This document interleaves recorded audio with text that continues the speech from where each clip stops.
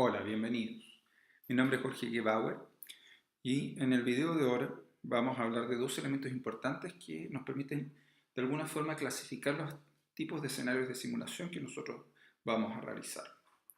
Vamos a introducir dos temas, dos conceptos, el de fidelidad y complejidad, y el cómo al hacerlos interactuar entre sí podemos clasificar nuestras actividades de simulación. Por un lado, hablamos de fidelidad cuando reproducimos con exactitud los elementos de la vida real. Mientras más se parecen a la realidad los elementos que nosotros utilizamos en nuestros escenarios de simulación, decimos que la fidelidad va aumentando. Es así como podemos llegar a escenarios donde nuestro paciente simulado, con todos los elementos clínicos necesarios para representar una situación de un paciente, por ejemplo, en una unidad de cuidados intensivos, asemeja de forma muy fiel a un paciente real en una unidad de cuidados intensivos real. Por lo tanto, en estas dos imágenes nosotros podemos ver que podemos llegar a niveles altos de fidelidad, lo que permite hacer más realista el escenario que está experimentando nuestro estudiante en una situación determinada. Por otro lado, hablamos de complejidad cuando hablamos de los elementos que componen el escenario de simulación.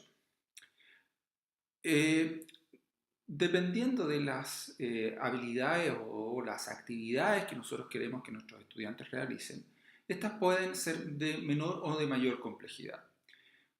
Ejemplo, si queremos, por ejemplo, que nuestro estudiante practique una habilidad específica, como el que vemos aquí en la fotografía en que está introduciendo el laringoscopio para visualizar la vía aérea, estamos hablando de un escenario de baja complejidad, donde el estudiante o la persona que está realizando la actividad está desarrollando una habilidad específica en una cabeza de intubación que no requiere ningún tipo de interacción más que realizar de buena manera la técnica que se le está solicitando.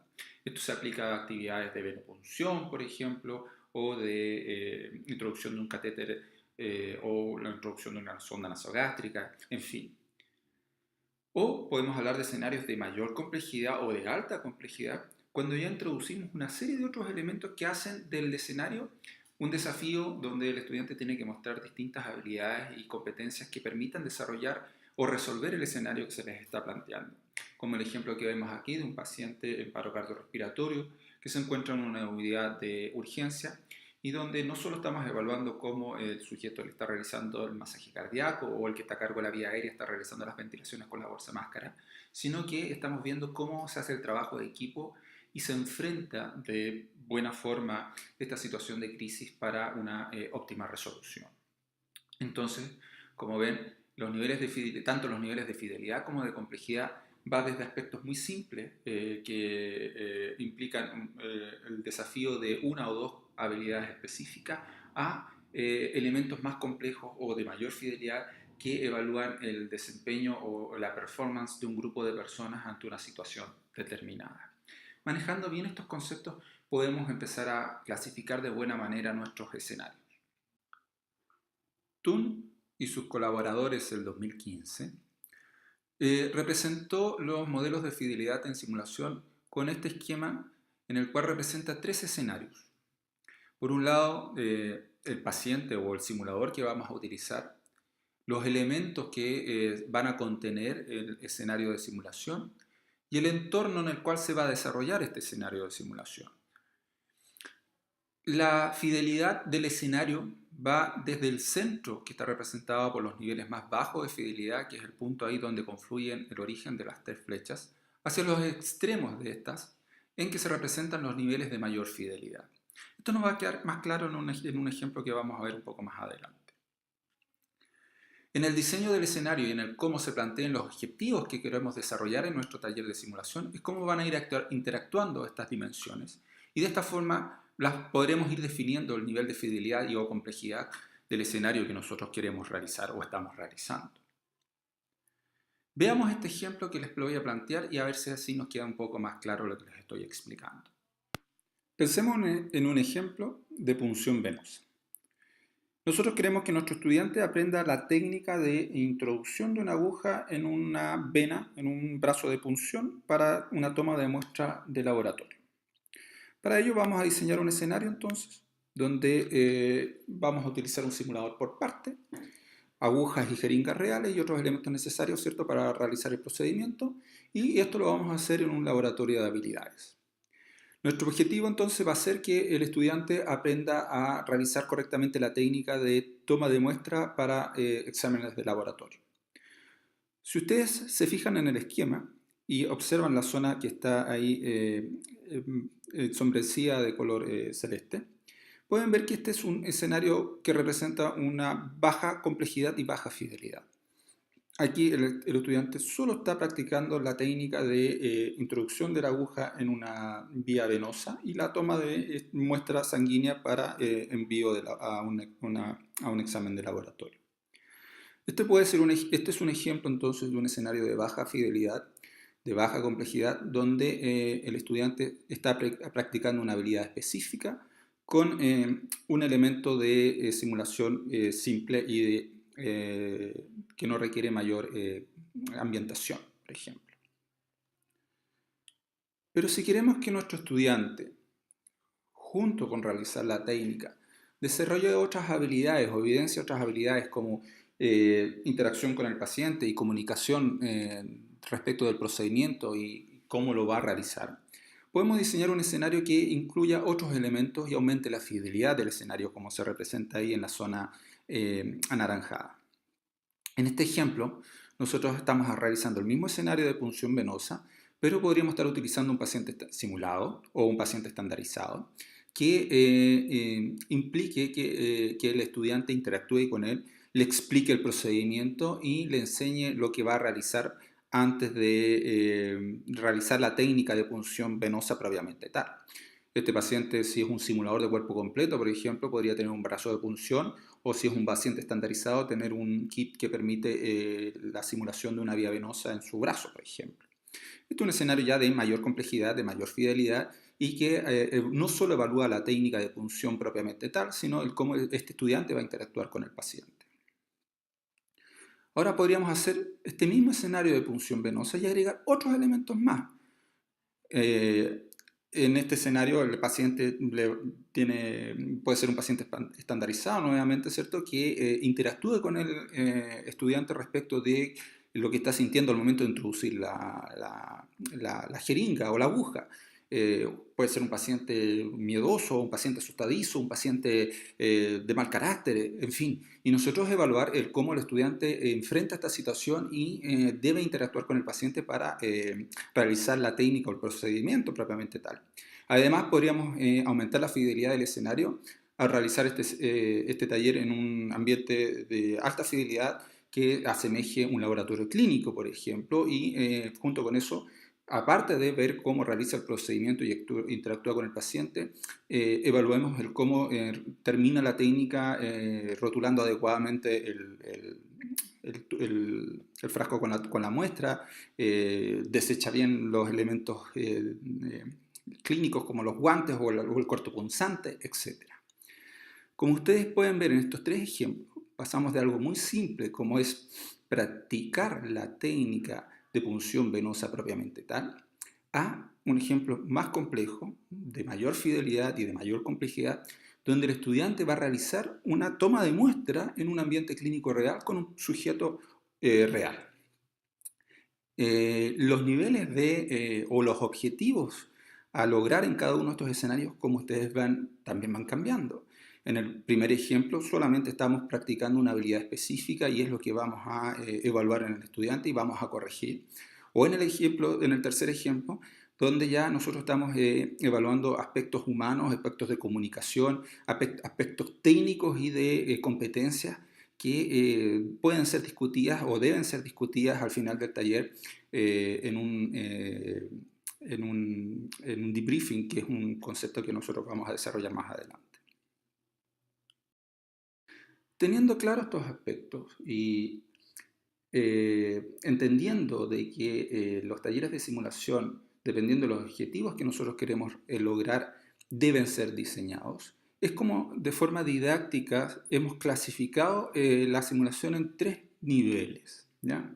Vuelvo a insistir que esto es didáctico, porque a veces el límite entre una y otra no está muy claro, pero como instructores, teniendo en consideración y teniendo bien claro los objetivos del taller o de la actividad de simulación que queremos realizar, vamos a tener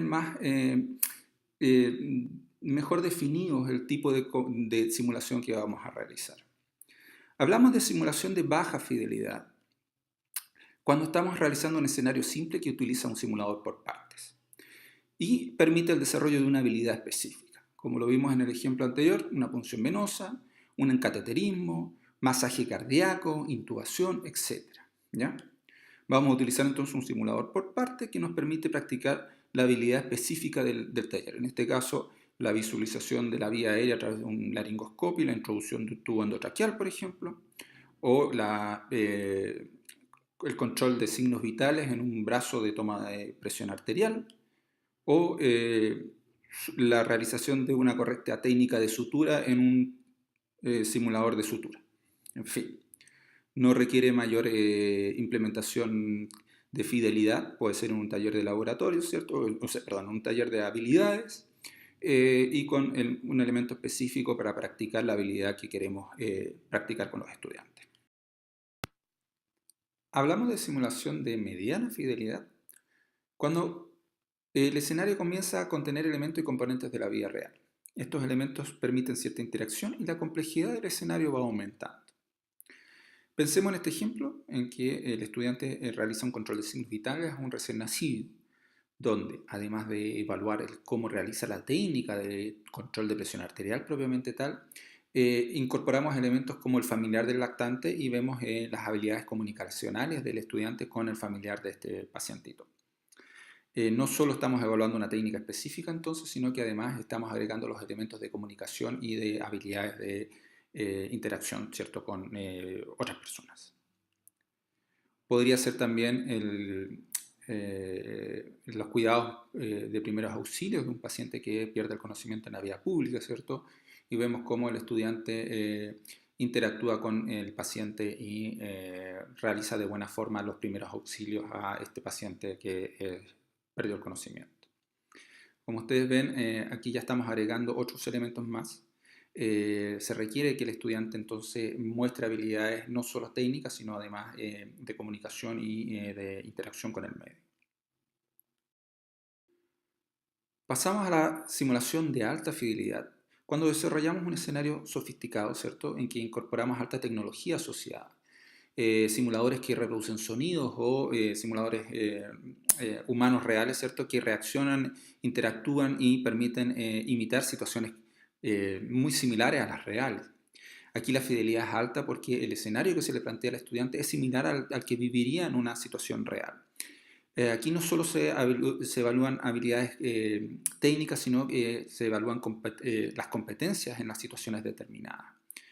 Por ejemplo, entonces, si pensamos en una situación de crisis en un recién nacido, ¿cierto? Y que requiere atención inmediata posparto, vemos cómo el equipo, un equipo multidisciplinario, por ejemplo, podría ser también, interactúa y resuelve la situación de crisis. No solo estamos evaluando cómo realiza las técnicas específicas de ventilación o de masaje cardíaco, si se requiere, sino cómo interactúan en equipo, cómo realizan sus dinámicas y enfrentan de buena manera esta situación. Esto mismo podría ocurrir, como lo mostraba en el ejemplo anterior, en el caso de un paro cardiorrespiratorio en una unidad de urgencia, ¿cierto?, donde estamos evaluando el trabajo en equipo para resolver esta situación de crisis que está experimentando. Toda simulación de alta fidelidad contempla la realización de un debriefing. El debriefing es una instancia de reflexión posterior al escenario propiamente tal. En él se analiza la experiencia vivida de los estudiantes, donde se evalúa el desempeño y las habilidades que evidenciaron durante el desarrollo del escenario. A través de este análisis reflexivo, entonces, los estudiantes toman conciencia de por qué tomaron las decisiones que tomaron, el cómo realizaron las habilidades que realizaron y obtienen o rescatan los aspectos que deben mejorar en la futura situación. Esta instancia del debriefing, junto con el escenario de simulación propiamente tal, es lo que se define como el núcleo de la simulación de alta fidelidad. El debriefing es sumamente importante, incluso dura mucho más que el escenario propiamente tal. y permite entonces, como mencionábamos recién, este debate y este análisis y esta reflexión de el cómo y el porqué de todas las acciones y habilidades que se evidenciaron durante el desarrollo del escenario. La simulación de alta fidelidad implica uso de tecnología como sistemas de audio y video que permiten revisar posteriormente a través de en la instancia de debriefing la acción o el actuar de cada uno de los integrantes del escenario, y esto permite tomar conciencia de lo que realizaron y el porqué de cada una de las actividades que ahí ocurrieron. Bien, lo que ustedes acaban de ver son clasificaciones didácticas, como ya les había dicho, de nuestros escenarios de simulación. ¿Cómo los vamos a clasificar? Depende mucho de los objetivos que nosotros como instructores nos planteemos para cada tipo de escenario, los elementos que nosotros queremos incorporar en ellos y las herramientas que vamos a necesitar para desarrollarlos. Parece lógico pensar que para desarrollar escenarios de mayor complejidad, los estudiantes previamente hayan tenido talleres de mediana o baja complejidad. No son necesariamente así, pero si nosotros queremos evaluar el desempeño de nuestros estudiantes en situaciones de manejo de crisis, en un paro intrahospitalario, me parece lógico que hayan tenido talleres de maniobras de reanimación básica, por ejemplo, previas. Ustedes, al momento de desarrollar sus actividades y plantearse los objetivos, van a lograr definir el tipo de escenario o el tipo de simulación que van a realizar. Lo importante, definan bien los objetivos de los escenarios que quieren desarrollar, identifiquen qué elementos van a necesitar para hacerlos, y así les va a ser muy sencillo definir qué tipo de nivel o de complejidad o de fidelidad van a requerir para desarrollarlos. Les agradezco por su atención, estoy a su disposición para consultas. Tienen mi correo jorge.gebauer@umayor.cl, y espero que les haya gustado mi presentación.